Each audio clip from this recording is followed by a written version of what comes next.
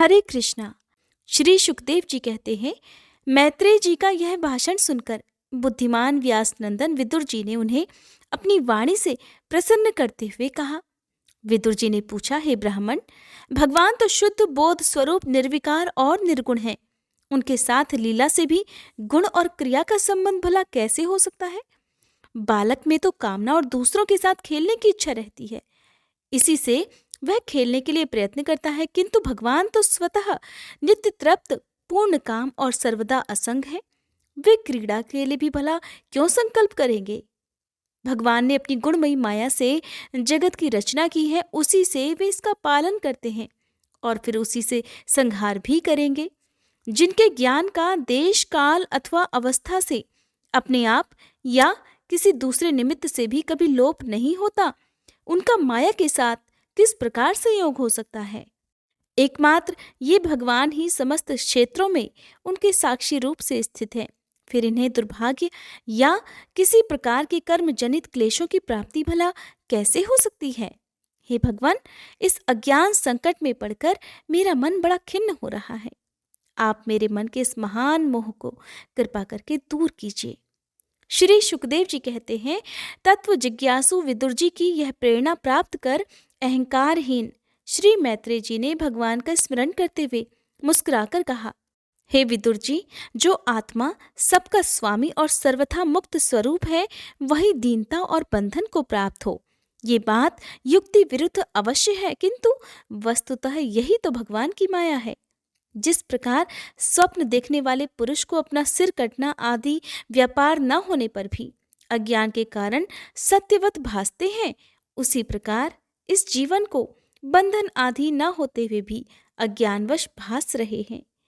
यदि ये कहा जाए कि फिर ईश्वर में इनकी प्रतीति क्यों नहीं होती, तो इसका उत्तर ये है कि जिस प्रकार जल में होने वाली कंप आदि क्रिया जल में दिखने वाले चंद्रमा के प्रतिबिंब में न होने पर भी भासती है, आकाश में स्थित चंद्रमा में नहीं, उसी प्रकार देहाभिमानी जीव में ही देह के मिथ्या धर्मों की प्रतीति होती है, परमात्मा में नहीं। निष्काम भाव से धर्मों का आचरण करने पर भगवत कृपा से प्राप्त हुए भक्ति योग के द्वारा यह प्रतीति धीरे धीरे निवृत्त हो जाती है। जिस समय समस्त इंद्रियां विषयों से हटकर साक्षी परमात्मा श्री हरि में निश्चल भाव से स्थित हो जाती है, उस समय गाढ़ निद्रा में सोए हुए मनुष्य के समान जीव के राग द्वेष आदि सारे क्लेश सर्वथा नष्ट हो जाते हैं। श्री कृष्ण के गुणों का वर्णन और श्रवण अशेष दुख राशि को शांत कर देता है। फिर यदि हमारे हृदय में उनके चरण कमल की रज के सेवन का प्रेम जग पड़े, तब तो कहना ही क्या। विदुर जी ने कहा, हे भगवान, आपके युक्ति युक्त वचनों की तलवार से मेरे संदेह छिन्न भिन्न हो गए हैं। अब मेरा मन भगवान की स्वतंत्रता और जीव की परतंत्रता दोनों ही विषयों में खूब प्रवेश कर रहा है। हे विद्वन, आपने ये बात बिल्कुल ठीक कही है और बहुत ठीक कही है कि जीव को जो क्लेश आदि की प्रतीति हो रही है, उसका आधार केवल भगवान की माया ही है। वह क्लेश मिथ्या और निर्मूल ही है, क्योंकि इस विश्व का मूल कारण ही माया के अलावा और कुछ नहीं है। इस संसार में दो ही प्रकार के लोग सुखी हैं, या तो जो अत्यंत मूढ़ अज्ञानग्रस्त हैं, या फिर जो बुद्धि आदि से अतीत श्री भगवान को प्राप्त कर चुके हैं। बीच की श्रेणी के संशयापन्न लोग तो केवल दुख ही भोगते रहते हैं। हे भगवान, आपकी कृपा से मुझे यह निश्चय हो गया है कि ये अनात्म पदार्थ वस्तुतः है ही नहीं, केवल प्रतीत होते हैं। अब मैं आपके चरणों की सेवा के प्रभाव से उस प्रतीति को बिल्कुल हटा दूंगा। इन श्री चरणों की सेवा से नित्य सिद्ध भगवान श्री मधुसूदन के चरण कमलों में उत्कट प्रेम और आनंद की वृद्धि होती है, जो आवागमन की यंत्रणा का नाश कर देती है। महात्मा लोग भगवत प्राप्ति के साक्षात मार्ग ही होते हैं। उनके यहाँ सर्वदा देव देव श्री हरि के गुणों का गुणगान जो होता रहता है। अल्प पुण्य पुरुष को उनकी सेवा का अवसर मिलना अत्यंत कठिन है। हे भगवान, आपने कहा कि सृष्टि के प्रारंभ में भगवान ने क्रमशः महद आदि तत्व और उनके विकारों को रचकर फिर उनके अंशों से विराट को उत्पन्न किया और इसके पश्चात वे स्वयं उसमें प्रविष्ट हो गए। उन विराट के हजारों पैर, जांघें और बाहें हैं। उन्हीं को वेद आदि पुरुष कहते हैं। उन्हीं में ये सब लोग विस्तृत रूप से स्थित हैं। उन्हीं में इंद्रिय विषय और इंद्रियाभिमानी देवताओं के सहित 10 प्रकार के प्राणों का, जो इंद्रिय बल, मनोबल और शारीरिक बल रूप से 3 प्रकार के हैं, आपने वर्णन किया है। और उन्हीं से ब्राह्मण आदि वर्ण भी उत्पन्न हुए हैं। अब आप मुझे उनकी ब्रह्मादि विभूतियों का भी वर्णन सुनाइए, जिनसे पुत्र, पौत्र, नाती और कुटुंबियों के सहित तरह तरह की प्रजा उत्पन्न हुई और उसे ये सारा ब्रह्मांड भर गया। वह विराट ब्रह्मादि प्रजापतियों का भी प्रभु है। उसने किन किन प्रजापतियों को उत्पन्न किया तथा सर्ग, अनुसर्ग और मनवंतरों के अधिपति मनुओं की भी किस क्रम से रचना की। हे मैत्रेय जी, उन मनुओं के वंश और वंशधर राजाओं के चरित्रों का, पृथ्वी के ऊपर और नीचे के लोकों तथा भूलोक के विस्तार और स्थिति का भी वर्णन कीजिए।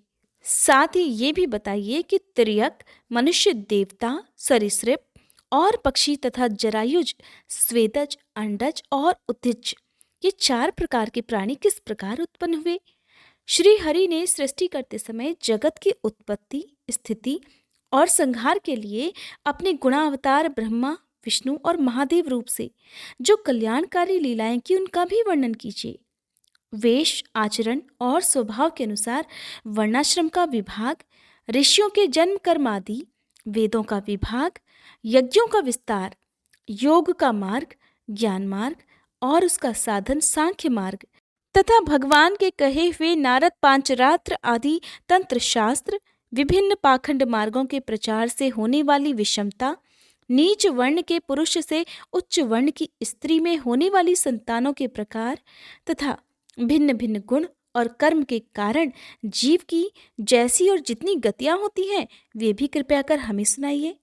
हे ब्राह्मण, धर्म, अर्थ, काम और मोक्ष की प्राप्ति के परस्पर अविरोधी साधनों का वाणिज्य, दंड नीति और शास्त्र श्रवण की विधियों का, श्राद्ध की विधि का, पितृगणों की सृष्टि का तथा काल चक्र में ग्रह, नक्षत्र और तारागण की स्थिति का भी अलग अलग वर्णन कीजिए। दान, तप तथा इष्ट और पुत्र कर्मों का क्या फल होता है। प्रवास और आपत्ति के समय मनुष्य का क्या धर्म होता है। हे निष्पाप मैत्रेय जी, धर्म के मूल कारण श्री जनार्दन भगवान किस आचरण से संतुष्ट होते हैं और किन पर अनुग्रह करते हैं, कृपया इसका भी वर्णन कीजिए। हे द्विजवर, दीन वत्सल गुरुजन अपने अनुगत शिष्यों और पुत्रों को बिना पूछे भी उनके हित की बात बतला दिया करते हैं। हे भगवान, उन महदादि तत्वों का प्रलय कितने प्रकार का है तथा जब भगवान योग निद्रा में शयन करते हैं, तब उनमें से कौन कौन से तत्व उनकी सेवा करते हैं और कौन कौन उनमें लीन हो जाते हैं। जीव का तत्व, परमेश्वर का स्वरूप, उपनिषद प्रतिपादित ज्ञान तथा गुरु और शिष्य का पारस्परिक प्रयोजन क्या है। ये ब्राह्मण श्रेष्ठ, मोह माया के कारण मेरी विचार दृष्टि नष्ट हो गई है। मैं अज्ञ हूँ और आप मेरे परम सुहृद हैं। अतः श्री हरि लीला का ज्ञान प्राप्त करने की इच्छा से मैंने जो प्रश्न किए हैं, कृपया उनका उत्तर मुझे दे दीजिए।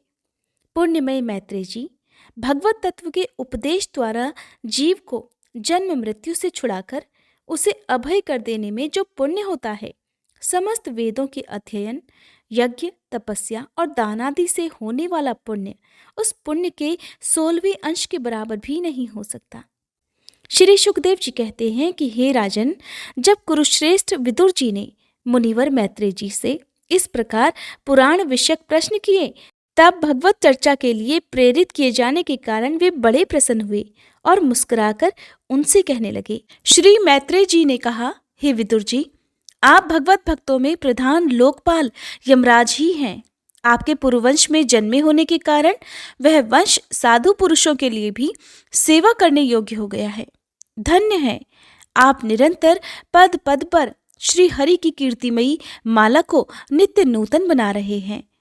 अब मैं शूद्र विषय सुख की कामना से महान दुख को मोल लेने वाले पुरुषों की दुख निवृत्ति के लिए श्रीमद् भागवत पुराण प्रारंभ करता हूँ, जिसे स्वयं श्री संकर्षण भगवान ने सनकादि ऋषियों को सुनाया था। अखंड ज्ञान संपन्न आदिदेव भगवान संकर्षण पाताल लोक में विराजमान थे। सनत कुमार आदि ऋषियों ने उनसे परम पुरुषोत्तम ब्रह्म का तत्व जानने के लिए उनसे एक प्रश्न किया।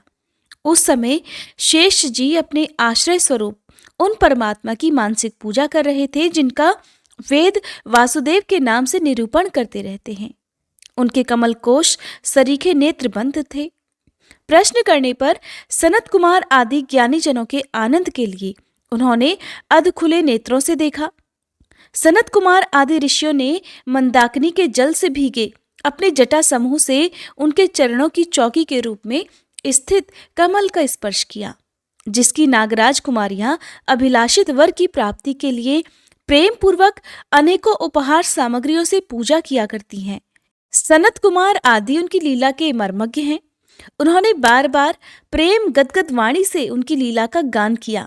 उस समय शेष भगवान के उठे हुए सहस्त्रों फण किरीटों की सहस्त्र सहस्त्र श्रेष्ठ मणियों की छटकती हुई रश्मियों से जगमगा रहे थे। भगवान संकर्षण ने निवृत्ति परायण सनत कुमार जी को ये भागवत सुनाया, ऐसा प्रसिद्ध है। सनत कुमार जी ने फिर इसे परम व्रतशील सांख्यायन मुनि को उनके प्रश्न करने पर सुनाया। परमहंसों में प्रधान श्री सांख्यायन जी को जब भगवान की विभूतियों का वर्णन करने की इच्छा हुई, तब उन्होंने इसे अपने अनुगत शिष्य हमारे गुरु श्री पराशर जी को और बृहस्पति जी को सुनाया। इसके पश्चात परम दयालु पराशर जी ने पुलत्स्य मुनि के कहने से वह आदि पुराण मुझसे कहा, हे वत्स, श्रद्धालु और सदा अनुगत देखकर अब वही पुराण मैं तुम्हें सुनाता हूँ, ध्यानपूर्वक सुनो। सृष्टि के पूर्व में ये संपूर्ण विश्व जल में डूबा हुआ था। उस समय एकमात्र श्री नारायण देव शेषशैया पर विराजमान थे। वे अपनी ज्ञान शक्ति को अक्षुण्ण रखते हुए ही योग निद्रा का आश्रय लेकर अपने नेत्र मूंदे हुए थे। सृष्टि कर्म से अवकाश लेकर आत्मानंद में मगन थे। उनमें किसी भी क्रिया का उन्मेष नहीं था। जिस प्रकार अग्नि अपनी दाहिका आदि शक्तियों को छुपाए हुए काष्ठ में व्याप्त रहता है, ठीक उसी प्रकार भगवान ने संपूर्ण प्राणियों के सूक्ष्म शरीर को अपने शरीर में लीन करके अपने आधारभूत उस जल में शयन किया। उन्हें सृष्टिकाल आने पर पुनः जगाने के लिए केवल काल शक्ति को जागृत रखा। इस प्रकार अपनी स्वरूप भूता चिच्छ शक्ति के साथ एक सहस्त्र चतुर्युग पर्यंत जल में शयन करने के अनंतर जब उन्हीं के द्वारा नियुक्त उनकी काल शक्ति ने उन्हें जीवों के कर्मों की प्रवृत्ति के लिए प्रेरित किया, तब उन्होंने अपने शरीर में लीन हुए अनंत लोक देखे। जिस समय भगवान की दृष्टि अपने में निहित लिंग शरीर आदि सूक्ष्म तत्व पर पड़ी, तब वह कालाश्रित रजोगुण से शुभित होकर सृष्टि रचना के निमित्त उनके नाभि देश से बाहर निकला। कर्म शक्ति को जागृत करने वाले काल के द्वारा भगवान विष्णु की नाभि से प्रकट हुआ वह सूक्ष्म तत्व कमल कोश के रूप में सहसा ऊपर उठा और उसने सूर्य के समान अपने तेज से उस अपार जलराशि को दैदीप्यमान कर दिया। संपूर्ण गुणों को प्रकाशित करने वाले उस सर्वलोकमय कमल में वे विष्णु भगवान ही अंतर्यामी रूप से प्रविष्ट हो गए। तब उसमें से बिना पढ़ाए हुए ही स्वयं संपूर्ण वेदों को जानने वाले साक्षात वेद मूर्ति श्री ब्रह्मा जी प्रकट हुए, जिन्हें लोग स्वयंभू भी कहते हैं। उस कमल की कर्णिका अर्थात गद्दी पर विराजमान हुए ब्रह्मा जी को जब कोई लोक नहीं दिखाई दिया, तब वे अपनी आंखें खोल खोल कर आकाश में चारों ओर गर्दन घुमाकर देखने लगे। इससे उनके चारों दिशाओं में चार मुख प्रकट हो गए। उस समय प्रलयकालीन पवन के थपेड़ों से उछलती हुई जल की तरंग मालाओं के कारण उस जल राशि से ऊपर उठे हुए कमल पर विराजमान आदिदेव ब्रह्मा जी को अपना और उस लोक तत्व रूप कमल का कुछ भी रहस्य पता नहीं चल पाया। अब वे सोचने लगे कि इस कमल की कर्णिका पर बैठा हुआ मैं कौन हूं? ये कमल भी बिना किसी अन्य आधार के जल में कहां से उत्पन्न हो गया? इसके नीचे अवश्य कोई ऐसी वस्तु होनी चाहिए जिसके आधार पर ये स्थित हुआ है। ऐसा सोचकर वे उस कमल की नाल के सूक्ष्म छिद्रों में होकर उस जल में जा घुसे, किंतु उस नाल के आधार को खोजते खोजते नाभि देश के समीप पहुंच जाने पर भी वे उसे पार न पा सके। हे विदुर जी, उस अपार अंधकार में अपने उत्पत्ति स्थान को खोजते खोजते श्री ब्रह्मा जी को बहुत काल बीत गया। यह काल ही भगवान का चक्र है जो प्राणियों को भयभीत करता रहता है। अंत में विफल मनोरथ हो जाने पर वे वहां से लौट आए और पुनः अपने आधारभूत कमल पर बैठकर धीरे धीरे प्राणवायु को जीतकर अपने मन को निसंकल्प किया और समाधि में स्थित हो गए। इस प्रकार पुरुष की पूर्ण आयु के बराबर काल तक अच्छी तरह योगाभ्यास करने पर ब्रह्मा जी को ज्ञान प्राप्त हुआ। तब उन्होंने अपने उस अधिष्ठान को, जिसे वे पहले खोजने पर भी नहीं देख पाए थे, अपने ही अंतःकरण में प्रकाशित होते देखा। उन्होंने देखा कि उस प्रलयकालीन जल में शेष जी के कमल सदृश गौर और विशाल विग्रह की शैया पर पुरुषोत्तम भगवान अकेले ही लेटे हुए हैं। शेष जी के 10,000 फन छत्र के समान उनके ऊपर फैले हुए हैं। उनके मस्तकों पर किरीट शोभायमान है, जो उनमें जो मणियां जड़ी हुई हैं, उनकी कांति से चारों ओर का अंधकार दूर हो गया है। वे अपने श्याम शरीर की आभा से मरकत मणि के पर्वत की शोभा को भी लज्जित कर रहे हैं। उनकी कमर का पीतवट पर्वत के प्रांत देश में छाए हुए सायंकाल के पीले पीले चमकीले मेघों की आभा को भी मलिन कर रहा है। सिर पर सुशोभित स्वर्ण मुकुट स्वर्णमय शिखरों का मान मर्दन कर रहा है। उनकी वनमाला पर्वत के रत्न जल प्रपात औषधि और पुष्पों की शोभा को भी परास्त कर रही है तथा उनके भुजदंड वेणुदंड का और चरण वृक्षों का तिरस्कार कर रहे हैं। उनका वह श्री विग्रह अपने परिमाण से लंबाई चौड़ाई में त्रिलोकी का संग्रह किए हुए है। वह अपनी शोभा से विचित्र और दिव्य वस्त्र आभूषणों की शोभा को सुशोभित करने वाला होने पर भी पीतांबर आदि अपनी वेशभूषा से सुशोभित है। अपनी अपनी अभिलाषा की पूर्ति के लिए भिन्न भिन्न मार्गों से पूजा करने वाले भक्तजनों को कृपापूर्वक अपने भक्त वात्सल कल्पतरु चरण कमलों का दर्शन दे रहे हैं, जिनके सुंदर अंगुलीदल नखचंद्र की चंद्रिका से अलग अलग स्पष्ट चमकते रहते हैं। सुंदर नासिका, अनुग्रह वर्ष भौहें, कानों में झिलमिलाते हुए कुंडलों की शोभा, बिंबा फल के समान लाल लाल अधरों की कांति और लोकार्तिहारी मुस्कान से युक्त मुखारविंद के द्वारा वे अपने उपासकों का सम्मान अभिनंदन कर रहे हैं। हे वत्स, उनके नितंब देश में कदम्ब कुसुम की केसर के समान पीतवस्त्र और स्वर्णमयी मेखला सुशोभित है तथा वक्ष स्थल में अमूल्य हार और सुनहरी रेखा वाले श्री वत्स चिन्ह की अपूर्व शोभा हो रही है। वे अव्यक्त मूल चंदन वृक्ष के समान ही हैं। महामूल्य केयूर और उत्तम उत्तम मणियों से सुशोभित उनके विशाल भुजदंड ही मानो उसकी सहस्त्रों शाखाएं हैं और चंदन के वृक्षों में जैसे बड़े बड़े सांप लिपटे रहते हैं, बिल्कुल वैसे ही उनके कंधों को शेष जी के फणों ने लपेट रखा है। वे नागराज अनंत के बंधु श्री नारायण ऐसे जान पड़ते हैं मानो कोई जल से घिरे हुए पर्वतराज ही हों। पर्वत पर जैसे अनेकों जीव रहते हैं, उसी प्रकार वे संपूर्ण चराचर के आश्रय हैं। शेष जी के फणों पर जो सहस्त्रों मुकुट हैं, वे ही मानो उस पर्वत के स्वर्ण मंडित शिखर हैं और वक्ष स्थल में विराजमान कौस्तुभ मणि उसके गर्भ से प्रकट हुआ रत्न है। प्रभु के गले में वेदरूप भौरों से गुंजायमान अपनी कीर्तिमयी वनमाला विराज रही है। सूर्य, चंद्र, वायु और अग्नि आदि देवताओं की भी आज तक वहां पर पहुंच नहीं है तथा त्रिभुवन में बेरोक टोक विचरण करने वाले सुदर्शन चक्र आदि आयुध भी प्रभु के आसपास ही घूमते रहते हैं। उनके लिए भी आप अत्यंत दुर्लभ हैं। तब विश्व की रचना की इच्छा करने वाले लोक विधाता ब्रह्मा जी ने भगवान के नाभि सरोवर से प्रकट हुआ वह कमल, जल, आकाश, वायु और अपना शरीर, केवल ये 5 ही पदार्थ देखे। इनके सिवा तो उन्हें और कुछ नजर ही नहीं आया। रजोगुण से व्याप्त ब्रह्मा जी प्रजा की रचना करना चाहते थे। जब उन्होंने सृष्टि के कारण रूप केवल वे 5 ही पदार्थ देखे, तब लोक रचना के लिए उत्सुक होने के कारण वे अचिंत्य गति श्री हरि में मन लगाकर उन परम पूजनीय प्रभु की ही स्तुति करने लगे। श्री ब्रह्मा जी ने कहा, हे प्रभु, आज बहुत समय के बाद मैं आपको जान सका हूँ। अहो, कैसे दुर्भाग्य की बात है कि देहधारी जीव आपके स्वरूप को नहीं जान पाते। हे भगवान, आपके सिवा और कोई वस्तु नहीं है। जो वस्तु प्रतीत होती है वो भी स्वरूपतः सत्य नहीं है, क्योंकि माया के गुणों के शुभित होने के कारण केवल आप ही अनेक रूपों में प्रतीत हो रहे हैं।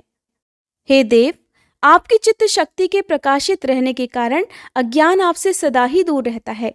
आपका ये रूप, जिसके नाभि कमल से मैं प्रकट हुआ हूँ, सैकड़ों अवतारों का मूल कारण है। इसे आपने सत्य पुरुषों पर कृपा करने के लिए ही पहले पहल प्रकट किया है। हे परमात्मन, आपका जो आनंद मात्र, भेद रहित, अखंड तेजोमय स्वरूप है, उसे मैं इससे भिन्न नहीं समझता। इसीलिए मैंने विश्व की रचना करने वाले होने पर भी विश्वातीत आपके इस अद्वितीय रूप की ही शरण ली है। यही संपूर्ण भूत और इंद्रियों का भी अधिष्ठान है। हे विश्व कल्याण में, मैं आपका उपासक हूँ। आपने मेरे हित के लिए ही मुझे ध्यान में अपना ये रूप दिखलाया है। जो पापात्मा विषयासक्त जीव हैं, केवल वे ही इसका अनादर करते हैं। मैं तो आपके इसी रूप में बारंबार आपको नमस्कार करता हूँ। हे मेरे स्वामी, जो लोग वेद रूप वायु से लाई हुई आपके चरण रूप कमल कोश की गंध को अपने कर्णपुटों से ग्रहण करते हैं, उन अपने भक्तजनों के हृदय कमल से आप कभी दूर नहीं होते, क्योंकि वे पराभक्ति रूप डोरी से आपके पाद पद्मों को बांध लेते हैं। जब तक पुरुष आपके अभयप्रद चरणारविंदों का आश्रय नहीं लेता, तभी तक उसे धन, घर और बंधुजनों के कारण प्राप्त होने वाले भय, शोक, लालसा, दीनता और अत्यंत लोभ आदि सताते रहते हैं, और तभी तक उसे मैं और मेरेपन का दुराग्रह भी रहता है, जो कि सारे दुखों का एकमात्र कारण है। जो लोग सब प्रकार के अमंगलों को नष्ट करने वाले आपके श्रवण कीर्तन आदि प्रसंगों से अपनी इंद्रियों को हटाकर लेश मात्र विषय सुख के लिए दीन और मन ही मन लालयित होकर निरंतर दुष्कर्मों में लगे रहते हैं, उन विचारों की बुद्धि दैव ने हर ली है। हे अच्युत, हे उरुक्रम, इस प्रजा को भूख, प्यास, वात, पित्त, कफ, सर्दी, गर्मी, हवा और वर्षा से, परस्पर एक दूसरे से तथा कामाग्नि और दुस्सह क्रोध से बार बार कष्ट उठाते देखकर मेरा मन बड़ा खिन्न होता है। हे स्वामिन, जब तक मनुष्य इंद्रिय और विषय रूपी माया के प्रभाव से आपसे अपने को अलग देखता है, तब तक उसके लिए इस संसार चक्र की निवृत्ति नहीं होती। यद्यपि ये मिथ्या है, तथापि कर्म फल भोग का क्षेत्र होने के कारण उसे नाना प्रकार के दुखों में डालता ही रहता है। हे देव, औरों की तो बात ही क्या, जो साक्षात मुनि हैं, वे भी यदि आपके कथा प्रसंग से विमुख रहते हैं, तो उन्हें संसार में मोह माया के बंधन में फंसना ही पड़ता है। वे दिन में अनेक प्रकार के व्यापारों के कारण विक्षिप्त चित्त रहते हैं, रात्रि में निद्रा में अचेत पड़े रहते हैं। उस समय भी तरह तरह के मनोरथों के कारण क्षण क्षण में उनकी नींद टूटती रहती है, और दैववश उनकी अर्थ सिद्धि के सभी उद्योग भी विफल होते रहते हैं। हे नाथ, आपका मार्ग केवल गुण श्रवण से ही जाना जाता है। आप निश्चय ही मनुष्यों के भक्ति योग के द्वारा परिशुद्ध हुए हृदय कमल में निवास करते हैं। हे पुण्य श्लोक प्रभु, आपके भक्तजन जिस जिस भावना से आपका चिंतन करते हैं, उन साधु पुरुषों पर अनुग्रह करने के लिए आप वही वही रूप धारण कर लेते हैं। हे भगवान, आप एक हैं तथा संपूर्ण प्राणियों के अंतःकरणों में स्थित उनके परम हितकारी अंतरात्मा हैं। इसीलिए यदि देवतागण भी हृदय में तरह तरह की कामनाएं रखकर भांति भांति की विपुल सामग्रियों से आपका पूजन करते हैं, तो उससे आप उतने प्रसन्न नहीं होते जितने सब प्राणियों पर दया करने से होते हैं। किंतु वह सर्वभूत दया असत पुरुषों को अत्यंत दुर्लभ है। जो कर्म आपको अर्पण कर दिया जाता है, उसका कभी नाश नहीं होता, वह अक्षय हो जाता है। अतः नाना प्रकार के कर्म, यज्ञ, दान, कठिन तपस्या और व्रत आदि के द्वारा आपकी प्रसन्नता प्राप्त करना ही मनुष्य का सबसे बड़ा कर्म फल है, क्योंकि आपकी प्रसन्नता होने पर ऐसा कौन सा फल है जो सुलभ नहीं हो सकता। हे प्रभु, आप तो सर्वदा अपने स्वरूप के प्रकाश से ही प्राणियों के भेद भ्रमरूप अंधकार का नाश करते रहते हैं, और ज्ञान के अधिष्ठान साक्षात परम पुरुष हैं। मैं आपको नमस्कार करता हूँ। संसार की उत्पत्ति, स्थिति और संहार के निमित्त से जो माया की लीला होती है, वह आपका ही खेल है। अतः आप परमेश्वर को मैं बारंबार नमस्कार करता हूँ। जो लोग प्राण त्याग करते समय आपके अवतार, गुण और कर्मों को सूचित करने वाले देवकी नंदन, जनार्दन, कंस निकंदन आदि नामों का विवश होकर भी उच्चारण करते हैं, वे अनेकों जन्मों के पापों से तत्काल छूटकर मायातीत आवरणों से रहित ब्रह्मपद प्राप्त कर लेते हैं। आप नित्य अजन्मा है, मैं आपकी शरण लेता हूँ। हे भगवान, इस विश्व वृक्ष के रूप में आप ही विराजमान हैं। आप ही अपनी मूल प्रकृति को स्वीकार करके जगत की उत्पत्ति, स्थिति और प्रलय के लिए मेरे अपने और महादेव जी के रूप में 3 प्रधान शाखाओं में विभक्त हुए हैं और फिर प्रजापति और मनु आदि शाखा प्रशाखाओं के रूप में फैलकर बहुत विस्तृत हो गए हैं। मैं आपको नमस्कार करता हूँ। हे भगवान, आपने अपनी आराधना को ही लोगों के लिए कल्याणकारी स्वधर्म बतलाया है, किंतु वे इस ओर से उदासीन रहकर सर्वदा विपरीत निषिद्ध कर्मों में ही लगे रहते हैं। ऐसे प्रमाद की अवस्था में पड़े हुए इन जीवों की जीवन आशा को जो सदा सावधान रहकर बड़ी शीघ्रता से काटता रहता है, वह बलवान काल भी आपका ही रूप है। मैं उसे नमस्कार करता हूँ। यद्यपि मैं सत्यलोक का अधिष्ठाता हूँ, जो 2 परार्थ पर्यंत रहने वाला और समस्त लोकों का वंदनीय है, तब भी आपके उस काल रूप से डरता रहता है। उससे बचने और आपको प्राप्त करने के लिए ही मैंने बहुत समय तक तपस्या की है। आप ही अधियज्ञ रूप से मेरी इस तपस्या के साक्षी हैं। मैं आपको नमस्कार करता हूँ। आप पूर्ण काम हैं, आपको किसी विषय सुख की इच्छा नहीं है।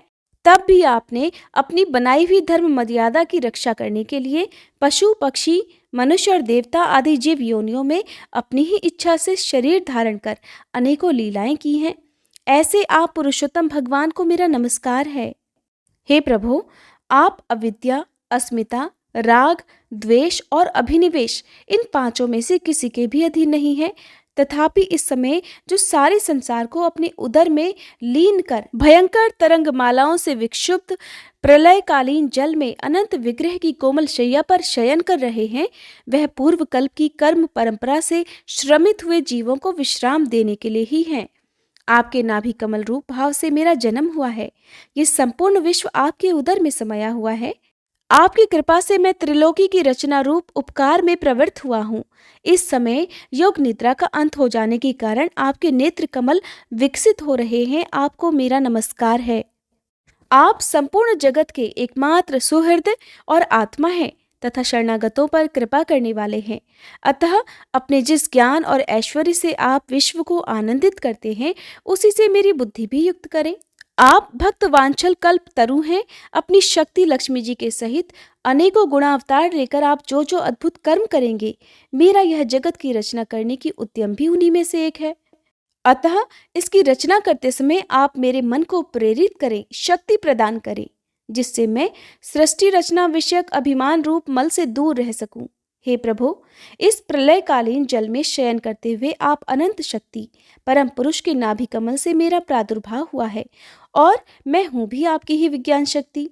अतः इस जगत के विचित्र रूप का विस्तार करते समय आपकी कृपा से मेरी वेद रूप वाणी का उच्चारण लुप्त न हो। आप अपार करुणामय के पुराण पुरुष हैं। आप परम प्रेममयी मुस्कान के सहित अपने नेत्र कमल खोलिए और शेष सैया से उठकर विश्व के उद्धार के लिए अपनी सुमधुर वाणी से मेरा विषाद दूर कीजिए। श्री मैत्रेय जी कहते हैं, हे विदुर जी, इस प्रकार तप, विद्या और समाधि के द्वारा अपने उत्पत्ति स्थान श्री भगवान को देखकर तथा अपने मन और वाणी की शक्ति के अनुसार उसकी स्तुति कर ब्रह्मा जी थके से होकर मौन हो गए। श्री मधुसूदन भगवान ने देखा कि ब्रह्मा जी इस प्रलय जल राशि से बहुत घबराए हुए हैं और लोक रचना के विषय में कोई निश्चित विचार न होने के कारण उनका मन बहुत खिन्न है। तब उनके अभिप्राय को जानकर वे अपनी गंभीर वाणी से उनका खेद शांत करते हुए कहने लगे। श्री भगवान कहने लगे कि हे वेदगर्भ, तुम विषाद के वशीभूत होकर आलस्य मत करो, सृष्टि रचना के उद्यम में तत्पर हो जाओ। तुम मुझसे जो कुछ भी कहना चाहते हो उसे तो मैं पहले ही कह चुका हूँ। तुम एक बार फिर तप करो और भागवत ज्ञान का अनुष्ठान करो। उनके द्वारा तुम सब लोगों को स्पष्टतया अपने अंतःकरण में देख पाओगे। फिर भक्ति युक्त और समाहित चित्त होकर तुम संपूर्ण लोक और अपने में मुझको व्याप्त देखोगे तथा मुझ में संपूर्ण लोक और अपने आप को देखोगे।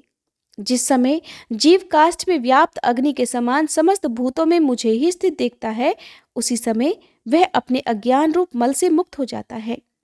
जब वह अपने को भूत, इंद्रिय, गुण और अंतःकरण से रहित तथा स्वरूपतः मुझसे अभिन्न देखता है, तब मोक्ष पद वह प्राप्त कर लेता है।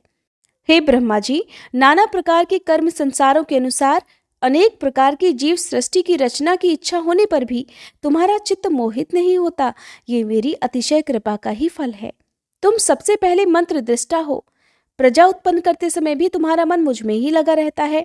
इसी से पाप में रजोगुण तुमको बांध नहीं पाता। तुम मुझे भूत, इंद्रिय, गुण और अंतःकरण से रहित समझते हो। इससे जान पड़ता है कि यद्यपि देहधारी जीवों को मेरा ज्ञान होना बहुत कठिन है, फिर भी तुमने मुझे जान लिया है। मेरा आश्रय कोई है या नहीं, इस संदेह से तुम कमलनाल के द्वारा जल में उसका मूल खोज रहे थे। सो मैंने तुम्हें अपना यह स्वरूप अंतःकरण में ही दिखलाया है। प्यारे ब्रह्मा जी, तुमने जो मेरी कथाओं के वैभव से युक्त मेरी स्तुति की है और तपस्या में जो तुम्हारी निष्ठा है, वह भी मेरी ही कृपा का फल है। लोक रचना की इच्छा से तुमने सगुण प्रतीत होने पर भी जो निर्गुण रूप से मेरा वर्णन करते हुए स्तुति की है, उससे मैं बहुत प्रसन्न हूँ। तुम्हारा कल्याण हो।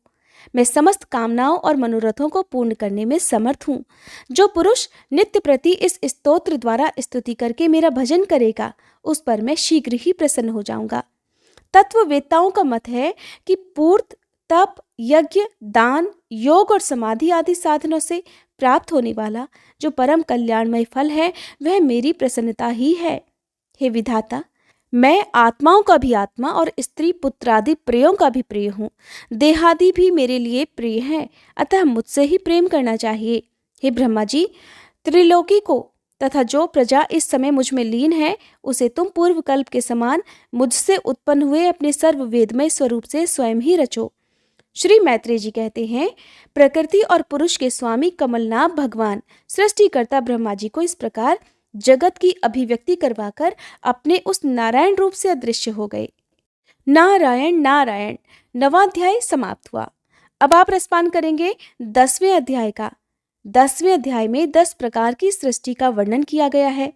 विदुर जी ने कहा, हे मुनिवर, भगवान नारायण के अंतर्ध्यान हो जाने पर संपूर्ण लोकों के पितामह ब्रह्मा जी ने अपने देह और मन से कितने प्रकार की सृष्टि उत्पन्न की।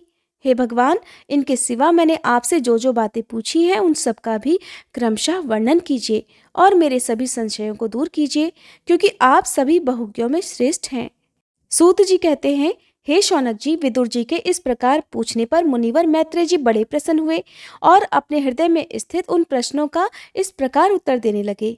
श्री मैत्रेय जी विदुर जी से कहने लगे कि अजन्मा भगवान श्री हरि ने जैसा कहा था, ब्रह्मा जी ने भी उसी प्रकार चित्त को अपने आत्मा श्री नारायण में लगाकर 100 दिव्य वर्षों तक तप किया। ब्रह्मा जी ने देखा कि प्रलयकालीन प्रबल वायु के झकोरों से जिससे वे उत्पन्न हुए हैं तथा जिस पर वे बैठे हुए हैं, वह कमल तथा जल कांप रहे हैं। प्रबल तपस्या और हृदय में स्थित आत्मज्ञान से उनका विज्ञान बल बढ़ गया और उन्होंने जल के साथ वायु को पी लिया। फिर जिस पर वह स्वयं बैठे हुए थे, उस आकाश व्यापी कमल को देखकर उन्होंने विचार किया कि पूर्व कल्प में लीन हुए लोगों को मैं इसी से रचूंगा। तब भगवान के द्वारा सृष्टि कार्य में नियुक्त ब्रह्मा जी ने उस कमल कोश में प्रवेश किया और उस एक के ही भू, भुवः, स्वः ये 3 भाग किए। यद्यपि वह कमल इतना बड़ा था कि उसके 14 भुवन या इससे भी अधिक लोकों के रूप में विभाग किए जा सकते थे। जीवों के भोग स्थान के रूप में इन्हीं 3 लोकों का शास्त्रों में वर्णन हुआ है, जो निष्काम कर्म करने वाले हैं। उन्हें मह, तपह, जनह और सत्यलोक रूप ब्रह्मलोक की प्राप्ति होती है। विदुर जी ने कहा, हे ब्राह्मण, आपने अद्भुत कर्मा विश्वरूप श्री हरि की जिस काल नामक शक्तियों की बात की थी, हे प्रभु, उसका कृपया विस्तार पूर्वक वर्णन कीजिए। श्री मैत्रेय जी कहने लगे, विदुर जी, विश्वों का रूपांतर अर्थात बदलना ही काल का आकार है। स्वयं तो वह निर्विशेष, अनादि और अनंत होता है। उसी को निमित्त बनाकर भगवान खेल ही खेल में अपने आप को ही सृष्टि के रूप में प्रकट कर देते हैं। पहले ये सारा विश्व भगवान की माया से लीन होकर ब्रह्म रूप से स्थित था। उसी को अव्यक्त मूर्ति काल के द्वारा भगवान ने पुनः पृथक रूप से प्रकट किया है। ये जगत जैसा अब है, वैसा ही पहले था और भविष्य में भी वैसा ही रहेगा। इसकी सृष्टि 9 प्रकार की होती है और प्राकृत वैकृत भेद से एक 10वीं सृष्टि और भी है। इसका प्रलय काल द्रव्य तथा गुणों के द्वारा 3 प्रकार से होता है। अब पहले मैं 10 प्रकार की सृष्टि का वर्णन करता हूँ। पहली सृष्टि महतत्व की है। भगवान की प्रेरणा से सत्वादी गुणों में विषमता होना ही इसका स्वरूप है। दूसरी सृष्टि अहंकार की है, जिससे पृथ्वी आदि पंचभूत और ज्ञानेंद्रिय और कर्मेंद्रियों की उत्पत्ति होती है। तीसरी सृष्टि भूत सर्ग है, जिसमें पंच महाभूतों को उत्पन्न करने वाला तन्मात्र वर्ग रहता है। चौथी सृष्टि इंद्रियों की है, ये ज्ञान और क्रिया शक्ति से संपन्न होती हैं।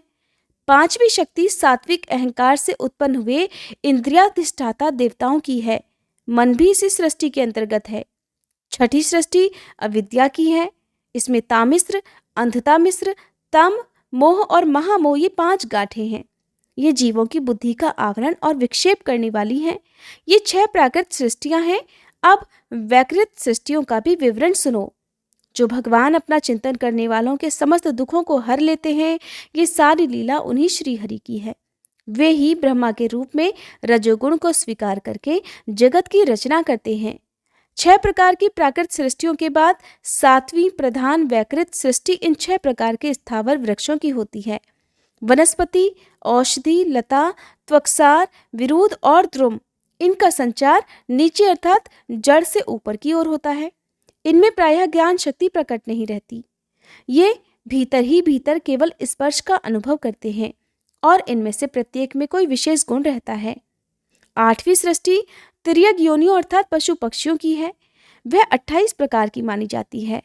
इन्हें काल का ज्ञान नहीं होता। तमोगुण की अधिकता के कारण ये केवल खाना पीना, सोना आदि ही जानते हैं। इन्हें सूंघने मात्र से ही वस्तुओं का ज्ञान हो जाता है।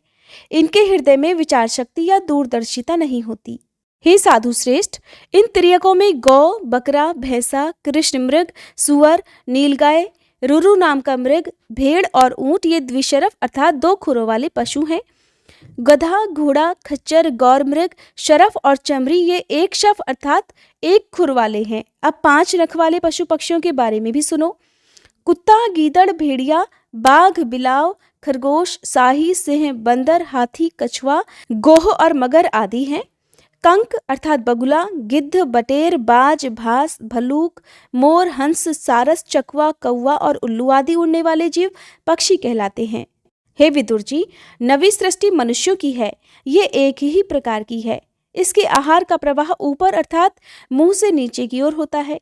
मनुष्य रजोगुण प्रधान, कर्मपरायण और दुख रूप विषयों में ही सुख मानने वाले होते हैं। स्थावर, पशु पक्षी और मनुष्य ये तीनों प्रकार की सृष्टियां तथा आगे कहा जाने वाला देवसर्ग वैकृत सृष्टि है तथा जो महतत्व आदि का रूप वैकारिक देवसर्ग है, उसकी गणना पहले प्राकृत सृष्टि में की जा चुकी है। इनके अलावा सनत कुमार आदि ऋषियों का जो कौमार सर्ग है, वह प्राकृत वैकृत दोनों प्रकार का है।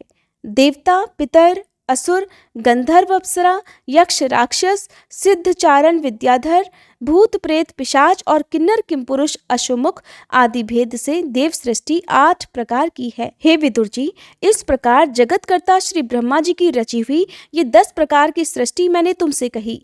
अब आगे मैं वंश और मनवंतर आदि का वर्णन करूंगा। इस प्रकार सृष्टि करने वाले सत्य संकल्प भगवान श्री हरि ही ब्रह्मा के रूप से प्रत्येक कल्प के आदि में रजोगुण से व्याप्त होकर स्वयं ही जगत के रूप में अपनी ही रचना करते हैं।